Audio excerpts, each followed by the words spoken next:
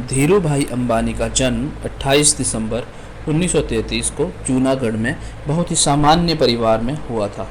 हीरा चंद गोवर्धन दास अंबानी और जमुनाबेन अंबानी के 3 पुत्र व 2 बेटियां थीं, जिनमें से धीरू भाई अंबानी उनके दूसरे पुत्र थे।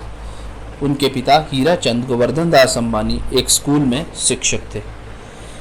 पारिवारिक स्थिति आर्थिक तंगी से गुजर रही थी, इसलिए धीरू भाई अंबानी ने केवल हाई स्कूल तक की पढ़ाई पूरी की और इसके बाद उन्होंने छोटे मोटे काम करना शुरू कर दिए। हालांकि उनके छोटे मोटे काम से परिवार की स्थिति में कोई खास फर्क नहीं पड़ रहा था, पर कौन जानता था कि एक बहुत बड़ी सक्सेस उनका इंतज़ार कर रही है। बचपन से ही उनकी बुद्धि व्यापार में तेज थी। एक बार उन्होंने एक होलसेलर से मूंगफली के तेल का एक टिन खरीदा और सड़क के किनारे रिटेल में बेच दिया। उन्होंने इस लेन देन से लाभ के रूप में कुछ रुपए अर्जित किए। जब स्कूल में गर्मियों की छुट्टियां होती थी तब वे कुछ इस प्रकार का काम भी किया करते थे और कई बार वो मेले में भजिया भी बेचा करते थे। RADAG के मुताबिक 1949 में जब धीरू भाई अंबानी 16 वर्ष के थे तो नौकरी की तलाश में काबोटा नामक शिप से यमन के अदन शहर पहुंचे और वहां उनके बड़े भाई रमणीक लाल पहले से ही एक कंपनी में कार्यरत थे। बड़े भाई रमणीक लाल ने भी उन्हें उस कंपनी के साथ 300 रुपये प्रति माह के वेतन पर पेट्रोल पंप पर लगवा दिया।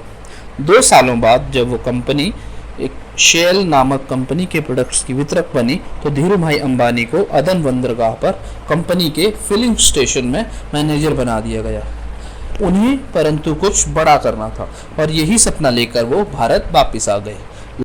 लगभग 1 साल बाद वो अपने सपने को पूरा करने के लिए जेब में केवल 500 रुपये और एक बहुत बड़ा हौसला लेकर मुंबई आ गए।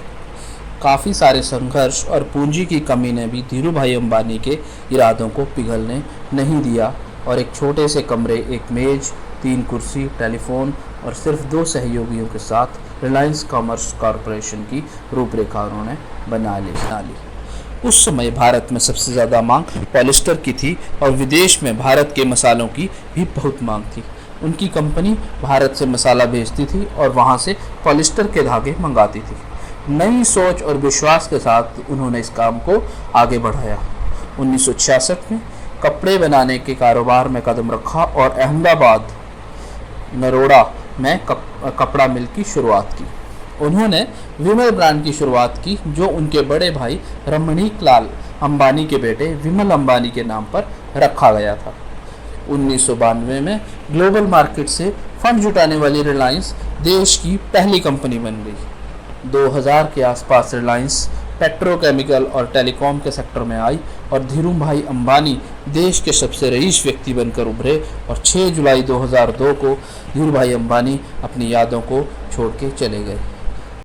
हालांकि वो आज हमारे बीच नहीं हैं, पर आज भी लोग कहते हैं कि यदि बिजनेस करना है तो धीरू भाई अंबानी से सीखिए।